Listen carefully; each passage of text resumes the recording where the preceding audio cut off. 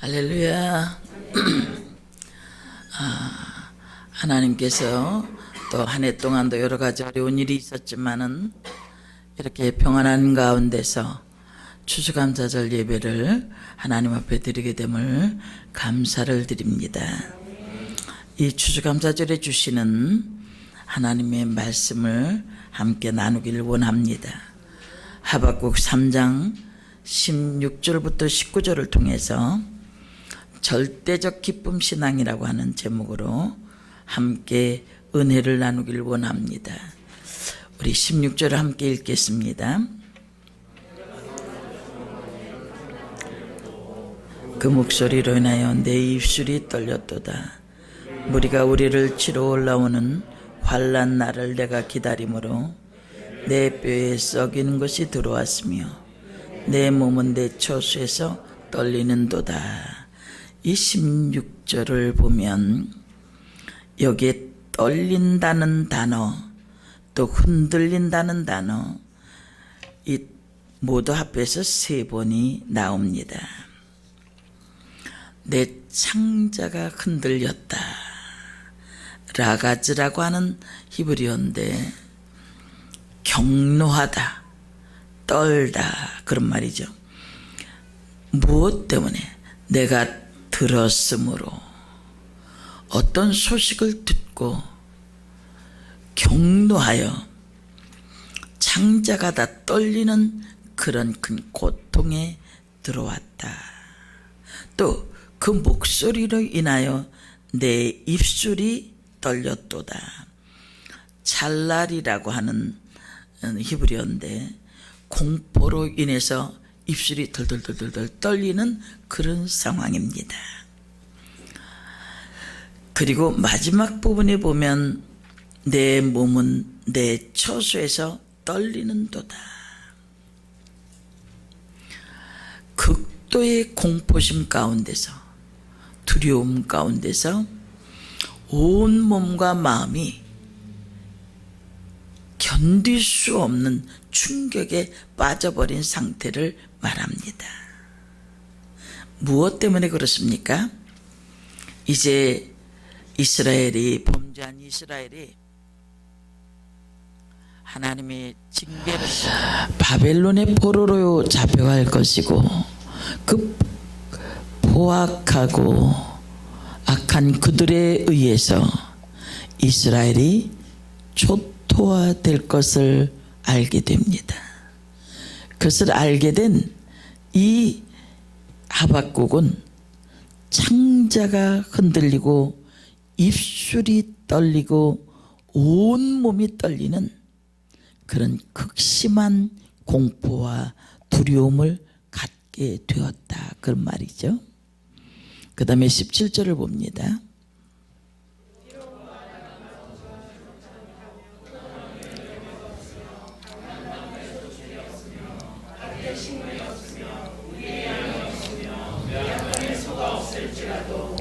예, 17절에 아주 계속 보여지는 모습은 6가지인데 없으며 없으며 없다.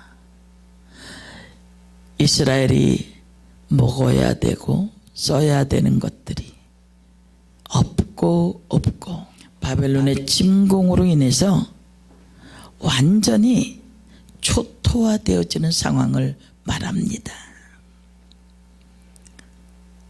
극심한 공포, 또 없고 절대적인 빈곤입니다. 없을지라도 18절에 반전의 말씀이 기록되어 있습니다. 어떻게 됩니까? 나는 여호와를 인하여 즐거워하며, 여기서 즐거워한다는 단어와 기뻐하리로다 라고 하는 단어는 같은 의미입니다. 내가 전쟁으로 인한 큰 두려움과 공포, 그리고 그로 말미암아 없고 절대 빈곤을 느낄지라도 나는 여호와로 인해서 크게 기뻐하겠다는 겁니다. 19절입니다.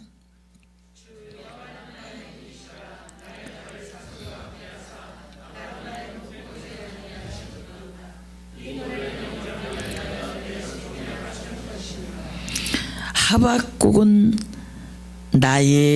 하나님이 나의 힘이라고 고백합니다.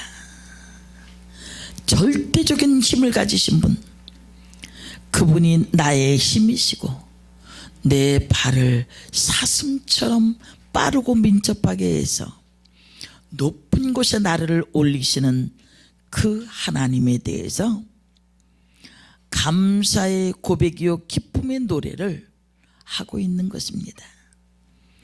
이 하박국이라고 하는 이 이름은 씨름하는 자라는 뜻입니다. 그래서 하박국 1장부터 3장까지를 보면 하박국은 하나님 앞에 문제를 가지고 씨름합니다. 하박국 선지자가 하나님께 질문합니다. 1장 1절부터 4절까지에 왜 공의로운 하나님께서 악한 일을 저지르는 이스라엘을 왜 징계하지 않습니까? 그런 말이에요. 그러자 하나님은 1장 5절부터 11절을 통해서 하나님께서 바벨론을 들어서 치실 것이라고 말씀합니다. 그러자 하박국이 두 번째 질문을 던집니다. 1장 12절부터 2장 1절까지 왜 하필이면 택하신 하나님의 백성들을 바벨론 같은 악한 나라를 통해서 징계하시느냐, 그런 말입니다. 그때 하나님은 정하신 때를 기다리라고 말씀합니다. 아무리 시대가 피를 흘리고 거짓이 난무하고 우상을 숭배하고 교만할지라도 하나님의 때가 되면 물이 바다를 덮음같이 여호와의 영광을 인정하는 것이 세상에 가득할 날이 올 것이다. 그리고 2장 4절을 통해서 의인은 믿음으로 말미암아 살리라. 믿음으로 사는 자들이 하나님의 영광을 보게 될 것임을 말씀하고 있습니다. 이와 같이 하나님의 음성을 들은 하박국 선지자는 3장에 들어서서 이렇게 말합니다. 수년 내에 하나님의 나라를 부흥시켜 달라고 기도하면서 감사와 찬양을 올려드립니다. 지금 상황은 아무것도 바뀌어진 것이 없습니다. 여전히 전쟁의 소리, 초토화될 그들의 삶, 감사할 조건이라고는 하나도 없는 상황 속에서 하박국은 감사의 찬양을 부르고 있습니다. 그것도 혼자 중얼거리며 독백하는 것이 아니라 자기가 사용하고 있는 수금을 타면서 신나서 기쁘게 노래를 하고 있는 것입니다. 이게 하박국의 감사입니다.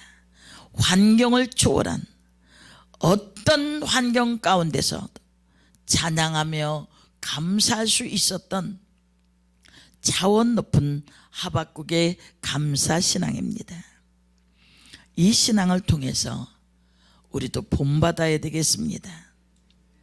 어떤 것에도 좌우되지 않는 하나님으로 인해서 일어날 수 있고 그 하나님 때문에 감사할 수 있는 그런 차원 높은 신앙인들이 되어지기를 원합니다.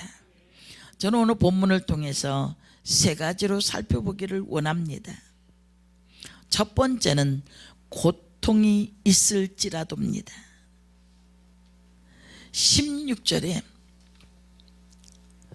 하박국의 두려워 벌벌 떠는 모습을 봅니다.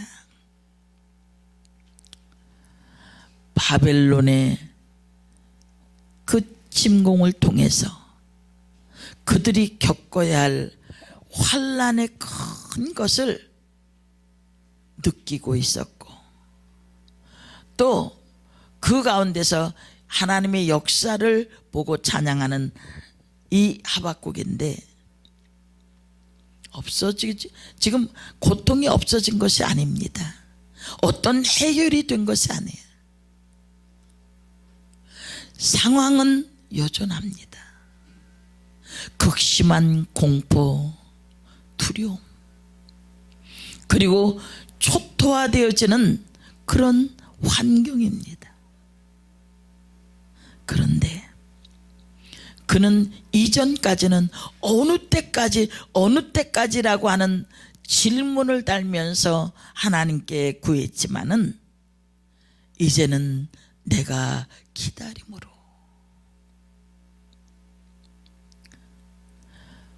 이 바벨론으로 인한 이 고통은 극심한 고통이고 힘들지만은, 그러나 이것으로 하나님이 그들을 버리는 것이 아니라 연단된 후에 세워질 그런 모습을 보고 있는 이 하박국의 모습을 봅니다. 우리 가운데 고통이 있습니까? 고통이 없는 사람은 없습니다. 그러나 그 고통이 없어지기를 원하지 마십시오. 고난당한 것이 내게 유익이라. 내가 주의 율례와 법도를 배웠다 그랬어요. 여러분, 우리의 신앙이 언제 자랍니까? 고난을 겪으면서 그것 때문에 자라나는 거예요. 아이들을 키우다 보면 아이들이 아프고 납니다. 아파요. 그때는 정말 많이 힘들지만, 근데 아이들이 아프고 나면 더 영리해지고, 그리고 또 성숙해지는 것을 보게 됩니다. 그와 마찬가지로 신앙도 어쩌면 끊임없는 인생은 고난의 언덕을 지나갑니다. 그때 소리 때문에 위축될 것인가, 보여지는 환경 속에 주저앉을 것인가, 아니면 살아계신 하나님을 바라보면서 나의 힘이라고 외치면서 나아갈 것인가, 선택을 하셔야 합니다. 환경의 지배를 받는 사람은 결국 환경의 노예가 되고 마는 거예요. 사람에게 주어지는 환경은 언제나 꽃길만 있는 것도 아니고 좋은 일만 있는 것은 아닙니다. 그래서 평안할 때도 감사할 줄 알고 고난 중에도 감사할 수 있어야 하는 거예요. 어떤 사람에게든 일평생 꽃길만, 평안한 길만 주어진 것이 아니라는 거예요. 평안한 길, 고통이 없는 그런 삶을 살면 자기 중심적인 사고가 커지게 됩니다. 내가 공부했고, 내가 이것도 했고, 내가 돈을 벌었고, 내가 헌금했고, 내가 충성했고. 여러분, 가장 큰 은혜가 어떤 것이 은혜인 줄 아십니까? 세상과 나는 간 곳 없고 구속한 주님만 보여질 때예요. 그래서 저는 지금도 늘 기억하고 있는 은혜가 있습니다. 제가 40일 금식 기도가 끝나는 날입니다. 사람들은 제가 엄청난 은사를 받아가지고 나올 줄 알고 저한테 기도 받으려고 사람들이 잔뜩 모여 앉았어요. 근데 그날 새벽에 주님이 정말 세미한 음성으로 제게 주신 말씀은, 이제부터 주인은 네가 아니고 나다. 무슨 능력을 받았냐고 그러는데, 이제부터 주인은 네가 아니라 나다. 전 그걸 늘 기억합니다. 아, 내가 또 주인 되었었구나. 여러분, 고통이 있을지라도 환경 속에 노예가 되지 마십시오. 행복하다고 해서 환경의 노예가 되지 말라는 거예요. 하나님으로 인해서 기뻐하고 즐거워하십시오. 그것이 우리의 영혼을 열어가는 신앙의 토대가 될 것입니다. 두 번째는 여러 가지가 없을지라도입니다. 17절에는 없는 것을 나열합니다. 물질적인 빈곤과 궁핍과 관련된 상황입니다. 무화과, 포도나무, 감람나무는 가장 중요한 유실수이면서 가장 흔한 나무입니다. 그런데 그것에 열매가 없다는 거예요. 밭에 소출도 없고 우리의 양도 없고 외양간에 소도 없다. 바벨론 사람들은 정복민의 농작물과 가축을 멸절시킵니다. 그래서 이스라엘로 하여금 상상할 수도 없는 극한의 상태에 들어가게 되는 거예요. 있는 것이 없고 없는 것뿐입니다. 만족할 수 있는 조건이 하나도 없습니다. 정말 힘들고 지치고 원망할 수밖에 없는 그런 상황입니다. 그러나 우리는 하박국의 고백을 통해서 없는 것과 가난이 하나님께서 주신 기쁨을 빼앗아 갈 수 없다는 것을 우리에게 보여준다는 겁니다. 그래서 이스라엘은 상상할 수도 없는 극한의 상황 속에 들어간다 할지라도 세상의 조건이나 물질을 초월해서 기뻐하는 성숙된 모습을 하박국은 보여주고 있는 것입니다. 욥이 부하거나 가난하거나 어떠한 형편에서도 변함없이 하나님을 찬양한 것과 마찬가지입니다. 절대적인 기쁨과 진정한 신앙의 모습은 어떤 것입니까? 여러분, 저 사람은 참 좋을 거야. 저 사람은 이런 것도 갖고 있고 저런 것도 갖고 있고.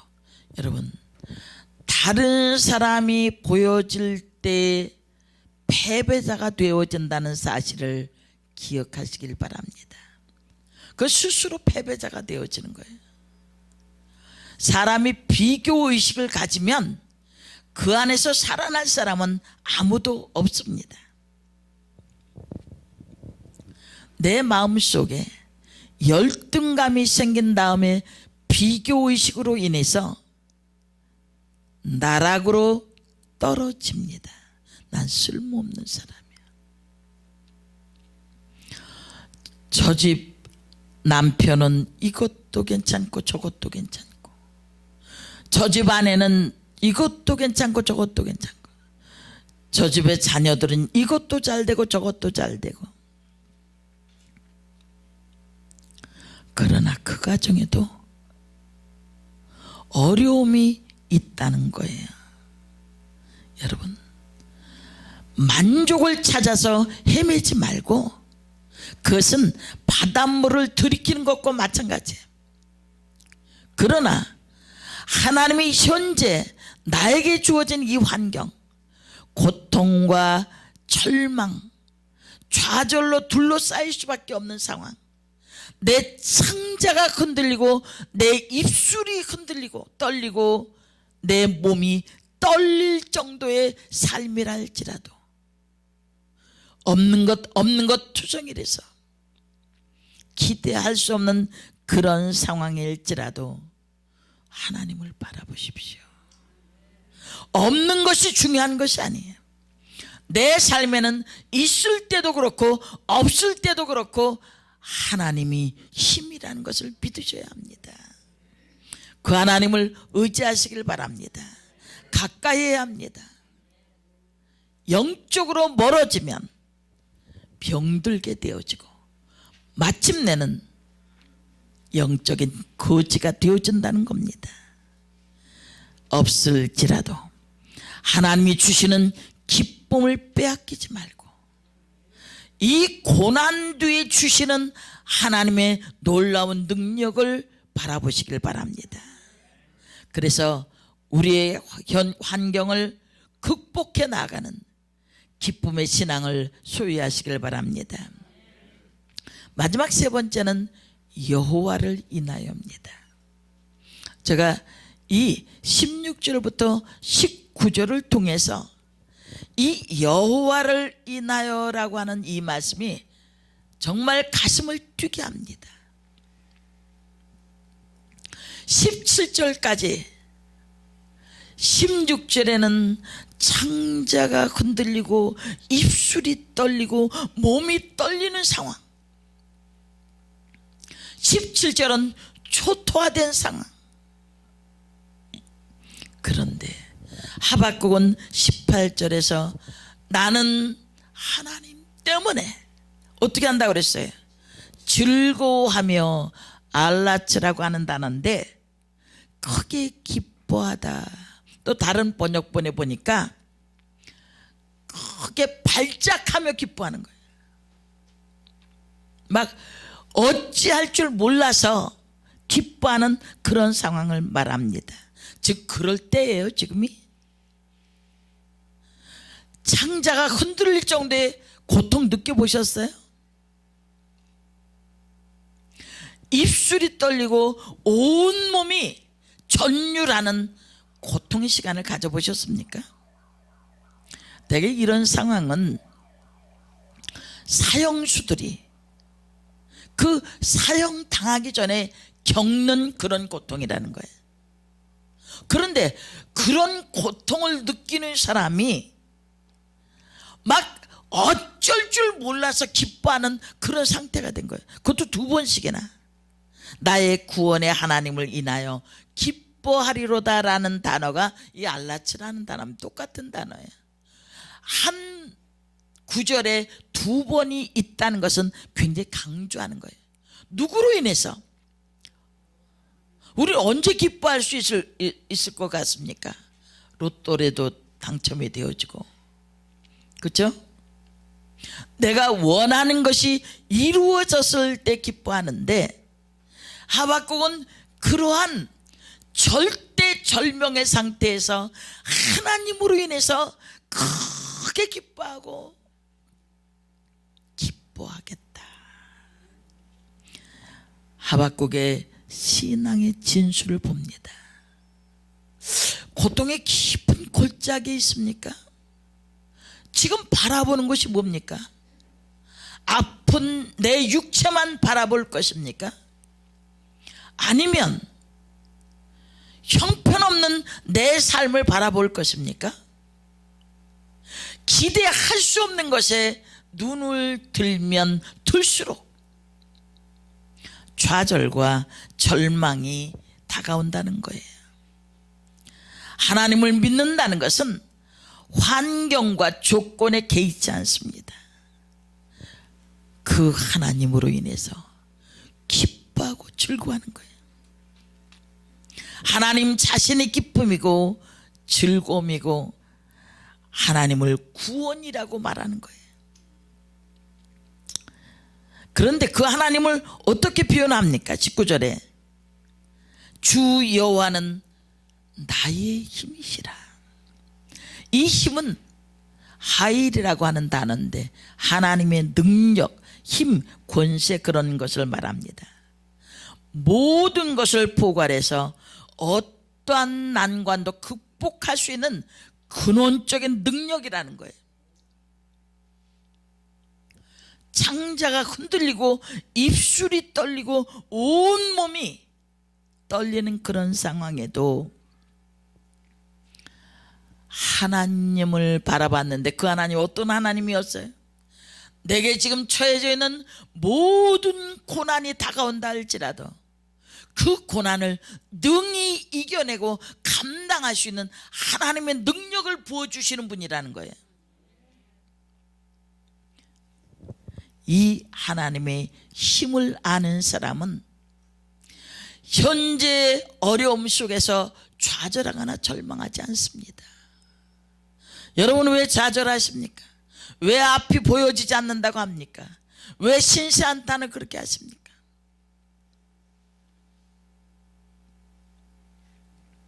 하나님은 나를 기가 막힌 수렁과 웅덩이 속에서도 끌어올리시지 나를 발끝으로 밀어서 던지지 않습니다. 하나님이 나의 힘이에요. 모든 것을 초월하고 극복해 갈 수 있는 그 근원적인 능력이 되시는 분이 나의 하나님이에요. 그것뿐만이 아니었습니다. 나의 발을 어떻게 한다고 그랬어요? 사슴과 같게 하사 그랬어요. 하나님은 이 하박국을 의기소침해서 좌절한 채로 하나님 어떡해요?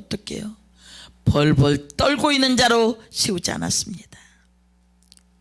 하나님은 그를 기쁨 가운데서 활기차게 살아갈 수 있도록 인도하십니다. 이 사슴은 험한 산악지역에서 민첩하고 빠르게 달리시는 동물입니다. 하나님께서 힘이 되어 주셔서 지쳐서 쓰러지는 자가 아니라 사슴처럼 민첩하고 날쌔게 승리를 향해 달려갈 수 있는 자로 세우셨다는 거예요. 그리고 그를 어디에다 올리십니까? 높은 곳, 바마라고 하는 단어인데 모든 시련과 어려움을 극복한 승리의 자리, 그곳에 인도하신다는 사실입니다. 사랑하는 성도 여러분, 세상이나 사람에게는 속게도 되고 또 실망도 하게 되어지고 섭섭할 때도 많습니다. 그러나 하나님께서 하시는 모든 것은 수지 맞는 일입니다. 입이 타들어가고 창자가 떨리고 앞이 보여지지 않는 절망의 상황이 있습니까? 또 건강도 없고 돈도 없고 뭐도 없고 없고의 삶이십니까? 길이 있습니다. 여호와로 인해서 기뻐 뛰며 큰 기쁨을 드러낼 수 있는 길이 있는데 그것은 하나님을 발견하는 길이에요. 주 여호와는 나의 힘이시라. 어떠한 상황 속에서도 그 모든 상황을 극복해 나갈 수 있는 능력의 근원이신 그분이 나의 하나님이셔요. 그래서 쩔쩔매고 나는 이렇게 살다가 죽을 거야, 그런 좌절감을 갖고 있는 나에게 내 손을 잡고 사슴과 같이 빠르고 날쌔게 달려갈 수 있을 뿐만 아니라 모든 고난을 딛고 일어난 뒤에 승리의 정점, 그 교두보에 나를 올려놓으신다는 겁니다. 세상에 어때도 절망하지 마십시오. 내 환경에 점점 많은 것이 어려워져도 여러분 절망하지 마십시오. 전 사람을 볼 때 눈을 봅니다. 아, 이 사람이 잘생겼나? 아, 이 사람이 예쁜가? 그런 거 보지 않습니다. 눈을 보면 눈이 살아있는 사람이 있습니다. 눈이 살아있어. 그런데 어떤 사람 눈은 사기꾼 같이 생긴 사람이 있어요. 아주 잘생겼는데 눈이 사기꾼이야. 또 어떤 사람은 한없는 좌절 속에 빠진 절망의 눈을 가진 사람이 있습니다. 뭘 가져서 그렇습니까? 아닙니다. 하나님이 나의 힘이 되신 사람은 달라요. 여러분, 오늘 마음 자세를 바꾸세요. 1년 동안 거의 코로나로 인해서 얼마나 많이 어려웠습니까? 이 고난 중에 하나님과 깊은 대화를 이어간 사람은 하나님이 하실 역사가 점점 다가오는 거예요. 하루하루. 물론 수없는 어려움과 고난을 겪어갔지만 그 가운데서 나의 발을 사슴과 같게 하사 높은 곳에 올리시는 그 하나님에 대해서 눈이 열려있는 사람은 죽겠다 살겠다 얘기하지 않습니다. 이 추수감사절에 하박국에 감사하는 거예요. 1년 동안 여러분들을 돌보신 하나님, 그 하나님의 계획이 있습니다. 그대로 내버려 두는 것이 아니에요. 하나님의 계획이 있어요. 그 계획에 기뻐서 어쩔 줄 모르는 가운데서 여러분의 감사가 열려져야 돼. 내 보화가 있는 곳에 내 마음도 있다 그랬어요. 형식적인 감사가 아니에요. 내 중심을 쏟아서 주 여호와는 나의 힘이시라, 이 큰 고백과 함께 감사로 하나님께 영광을 돌리는 자에게 하나님은 더 많은 감사의 조건으로 응답해 주실 줄 믿습니다. 아무쪼록 하박국처럼 절대적 기쁨의 신앙을 소유해서 환경을 뛰어넘은 하나님이 힘이 되어지는 능력의 사람들이 되어지기를 주님의 이름으로 축원합니다. 기도하겠습니다.